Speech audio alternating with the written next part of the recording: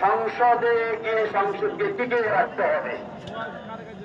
নারকেল গাছ আর খেজুর গাছকে উপরে ফেলে দিতে পারে না, মেহগিনি গাছকে হালকা বাতাসে উপরে ফেলে দেয়।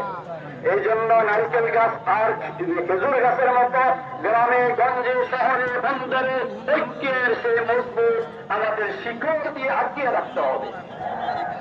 এই জন্য দুইটা দল, একদল রাজনীতি করে আরেকটা রাজনীতি করে না, তাবলীগ ও দাওয়াত, একটা নরম একটা গরম, দুইটা রক্ত থাকতে হবে সব জায়গায়।